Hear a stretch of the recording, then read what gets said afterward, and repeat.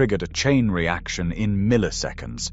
Rubber exploded, cords snapped, and debris became projectiles propelled by physics alone. This raw release of energy set the stage for what followed above the runway, as fragments found their path toward the aircraft's most vulnerable structures. Fragments from the shattered tire slammed into the underside of Concorde's left wing, targeting a vulnerable section known as Fuel Tank 5. Unlike most airliners, Concorde's fuel tanks were built into the wing structure itself, separated from the outside world by little more than thin aluminum skin, less than 2 millimeters thick in places. The violence of the impact did not simply punch a hole. Instead, the collision created a sudden, powerful shock wave inside the tank, a phenomenon investigators called a hydrodynamic pressure surge. With the tank filled to capacity for the transatlantic crossing, there was no airspace to cushion the blow.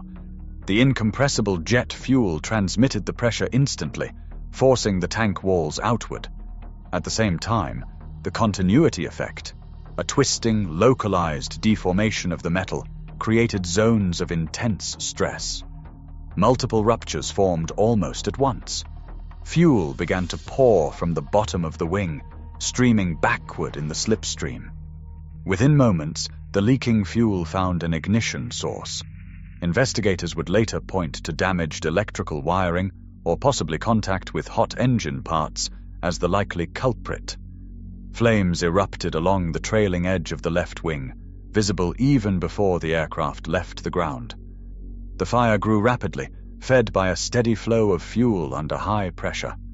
Inside the cockpit, warning lights and alarms began to sound, signaling a crisis that was already well underway before the wheels had even lifted. The crew, focused on the critical seconds of takeoff, now faced a spreading fire and a jet that was structurally compromised from the start. In those brief moments, Concorde's fate was sealed, not by a single failure, but by a cascade of forces unleashed in less than a second. Concorde's wheels left the runway with fire streaming from the left wing and warning alarms blaring in the cockpit. The aircraft reached about 200 feet, but never gained more altitude. At this stage, the crew was fighting a battle on multiple fronts. Engine number 2, starved of fuel and engulfed in flames, surged and lost all thrust within seconds.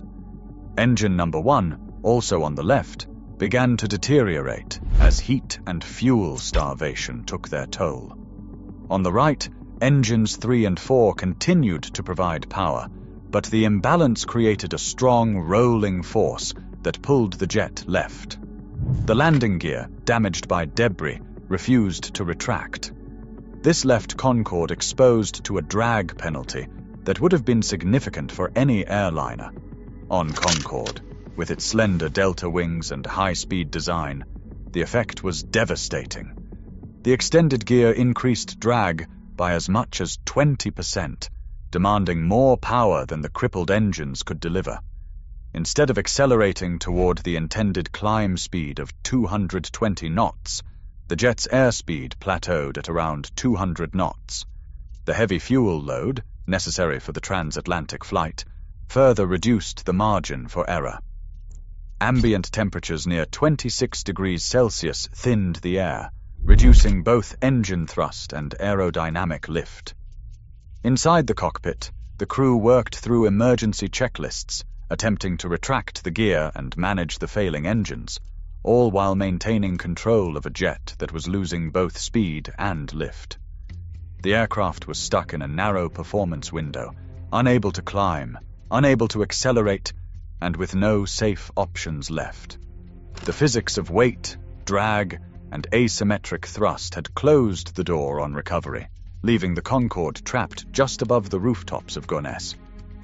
The Concorde's final seconds unfolded over the rooftops of Gonesse, less than 2 minutes after leaving the runway.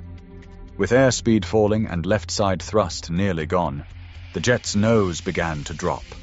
The left bank steepened as the pilot struggled for control, but the aerodynamic limits had already been exceeded. At just 200 feet above the ground, the aircraft could neither climb nor turn away. The hotel, Hotelissimo Les Relais Bleus, stood directly in the Concorde's path. Its coordinates, 48 degrees 59 minutes 8 seconds north, 2 degrees 28 minutes 20 seconds east, would become fixed in aviation history. The jet struck the hotel at high speed, wings nearly level, but with a steep downward angle. The impact was devastating. All 100 passengers and 9 crew members perished instantly.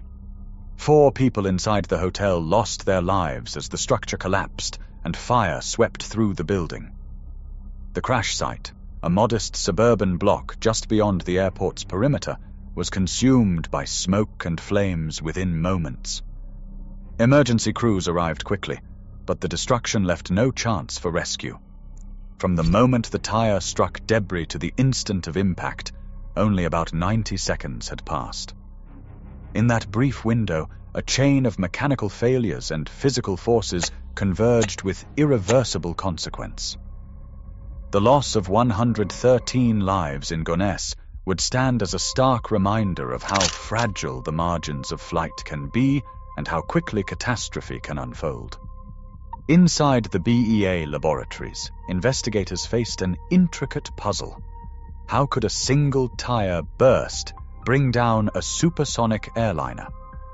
Their work began with the battered remains of fuel tank number 5. Metallurgical analysis revealed ruptures that flared outward, not inward, a sign that the force came from within the tank itself.